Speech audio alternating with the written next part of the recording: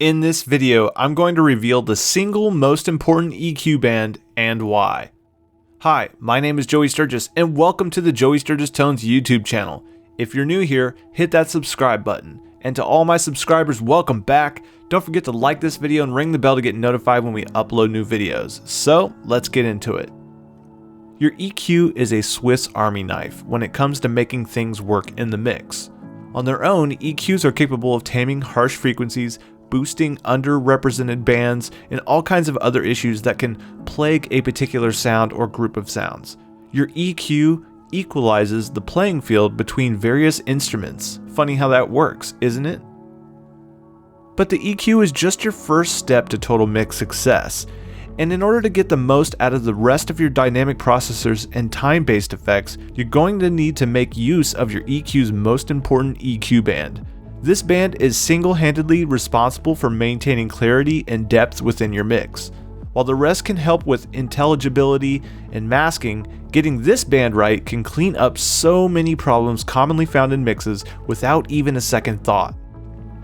For the discerning engineer, this is huge. It means your time and effort can be spent focusing on smaller details and overall balance without having to do the same mundane edits that other engineers are dealing with on a one-by-one basis. Start with this EQ band and you'll find yourself skipping plenty of troubleshooting down the line.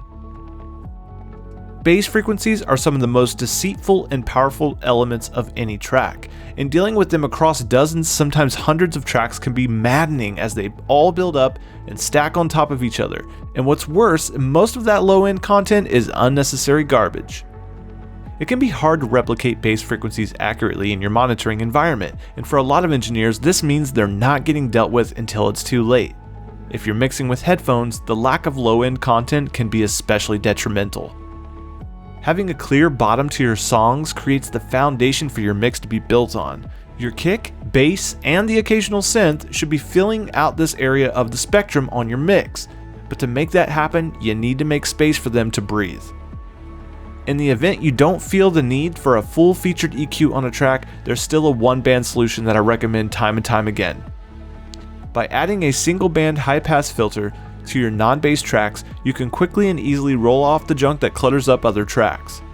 Electrical hum, air conditioning noise, and more all find their way into microphones in this range, and they do nothing but raise your mix's noise floor, wasting some of that precious dynamic range that we work so hard to preserve.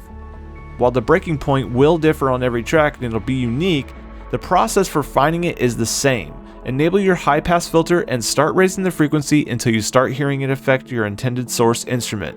And when you hear it reach that point, dial it back just a hair and you're good to go. This fix might not have an immediate noticeable impact after being applied to a single instrument, but when multiplied across many tracks, it adds up to a significant amount of cleanup. Don't believe me? Try this exercise. Set up your session with a one-band EQ on every channel and go through the whole thing one track at a time, setting your breaking points. Once you're done, toggle the bypass on each plugin on and off. While the balance between the instruments might not improve without some additional processing, you'll hear how the low end is getting more and more cluttered as you bypass each instance of the plugin. While this might not seem like an exercise in just cleaning up source audio, you're actually helping all of your other plugins work better and more efficiently too. Instead of feeding all that garbled junk into the next plugin, you're giving it only what it needs to do its job. Think of this process as a pre-treatment step.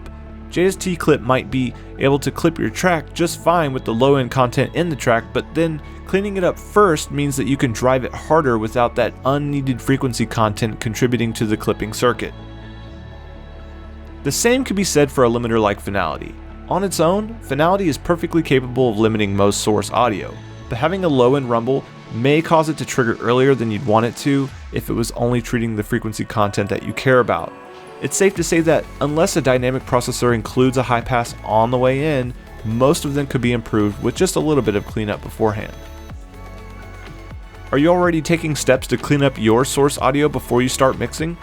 Are there any steps or precautions you take during your mix to keep your gain staging consistent and your plugin performance optimized? If you have tips on keeping your audio clean throughout the mix, come share them with us over at the Joey Sturgis Tones forum on Facebook. We'll see you there. JST VIP members get access to knowledge just like this, exclusive courses, tutorials, and plugins, but they also get direct access to pro mix crits from yours truly. If you're struggling with a mix, log in and submit it, and I'll tell you exactly what's working and what's not, and show you exactly what you need to do to take your mix to the next level. You can sign up for this program today. The link is in the description below, or just go to joeysturgistones.vip/join and we'll see you there. That's all for now. I'll see you guys in the next video. Thanks for watching. If you like this video, please subscribe and give it a thumbs up. If you got another audio buddy who would love this content, please share it. Hit the bell to get notified when we upload new videos, and don't forget to check the link in the description below before you go. You're the best. We'll see you soon.